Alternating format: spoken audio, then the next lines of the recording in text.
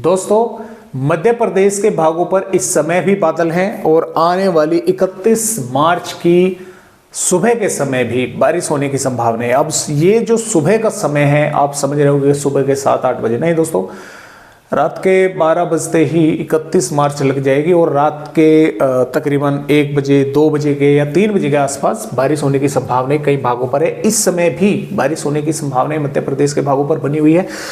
कुछ इलाकों पर तो इस समय भी मेघ गर्जना देखने को मिल रही है। तो हो सकता है कि कल 31 मार्च में आपको दोपहर तक या देर शाम तक मौसम साफ ही देखने को मिले, हल्के फुल्के ही बादल दिखाई दे। लेकिन कल जैसे ही दोपहर से शाम का समय होगा तो बादल फिर से मध्य प्रदेश के भागों पर पहुंचेंगे। तो कुछ इलाकों पर फिर से बारिश होने की संभावनाएं रहेंगी। ज़्यादा संभावनाएं अभी फिलहाल देर शाम रात के समय से होकर और सुबह 1, 2, 3 बजे तक जो है वो रहेगी मध्य प्रदेश के भागों पर। तेज हवाएं भी चलने की संभावनाएं कई भागों पर बनी हुई है। तेज हवाएं तो मेरे यहाँ पर भी दोस्तों काफ़ी तेज जो है इस समय चल रही है, काफ़ी रफ्तार से हवाएं चल रही हैं। बादल अच्छे खासे इस समय मेरे यहाँ पर बागपत जिले में बने हुए हैं, क्योंकि एक सर्कुलेशन यहाँ पर पश्चिमी उत्तर प्रदेश के भागों और हरियाणा के आसपास के भागों पर बना हुआ है। तो आइए देखते हैं कि मध्य प्रदेश के भागों पर किस तरह का मौसम 31 मार्च में रहेगा और 7-8 अप्रैल तक फिर भी देखेंगे किस तरह से यहाँ पर मौसम रहेगा। देखिए दोस्तों, श्योपुर, मुरैना, ग्वालियर, भिंड, दतिया, शिवपुरी, निवाड़ी, टीकमगढ़, छतरपुर, पन्ना, सतना के भागों पर कुछ इलाकों पर बारिश होने की यहाँ पर संभावनाएं हमें नजर आ रही है, यानी कि तेज हवाएं चलने के आसार हैं और मेघ गर्ज के साथ कुछ भागों पर, कुछ गाँव या शहरों पर थोड़ी बहुत बारिश हो सकती है। जबकि बैतूल, छिंदवाड़ा, पाटना, सिवनी, बालाघाट के भागों पर भी नीचे से बंगाल की खाड़ी के कारण यहाँ पर जो मॉइस्चर पहुंचेगा उसके कारण यहाँ पर बादल बनेंगे और कुछ इलाकों पर यहाँ पर भी मेघ गर्ज वाले बादल विकसित हो सकते हैं और बारिश वे थोड़ी बहुत कुछ इलाकों पर कर सकते हैं।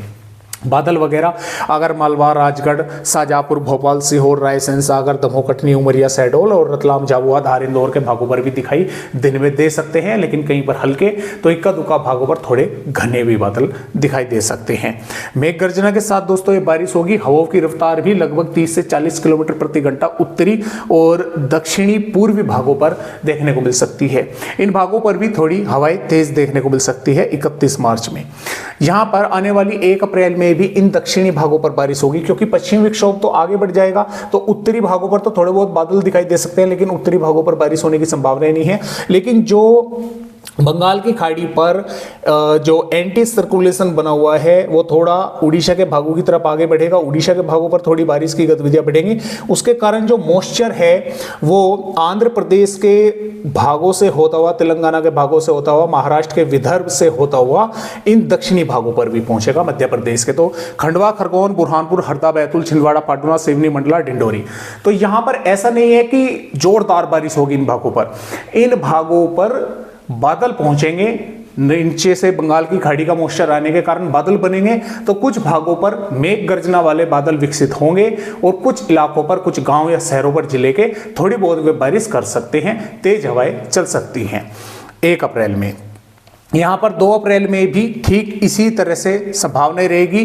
जो सर्कुलेशन है वो थोड़ा और अंदर आएगा, एंटी सर्कुलेशन, और उसके कारण जो मॉइस्चर है वो थोड़ा और यहाँ पर पहुंचेगा और जो प्लस अरब सागर पर एंटी सर्कुलेशन बना हुआ है वो भी थोड़ा नजदीक होगा, तो उसके कारण इधर से भी मॉइस्चर पहुंचेगा महाराष्ट्र के भागों से होता हुआ, गुजरात के भागों से होता हुआ पश्चिमी मध्य प्रदेश के भागों पर। तो यहाँ पर भी फिर वे बादल विकसित होंगे, बनेंगे और कुछ इलाकों पर मेघ गर्जना वाले बादल बनकर यहाँ पर बारिश जो है वे 2 अप्रैल में भी करेंगे।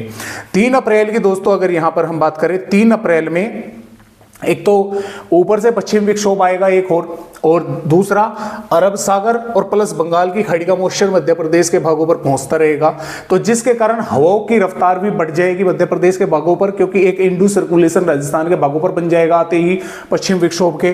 तो जैसा कि आप यहाँ पर देख पा रहे हैं, जो हवाओं की रफ्तार है पश्चिमी और उत्तरी भागों पर 40 से 50 किलोमीटर प्रति घंटा की रफ्तार से हवाएं यहाँ पर पहुंचने लगेंगी, जबकि जो ये उत्तरी पूर्वी भाग है यहाँ पर 30 से 40 किलोमीटर प्रति घंटा की रफ्तार से ही हवाएं रहेंगी।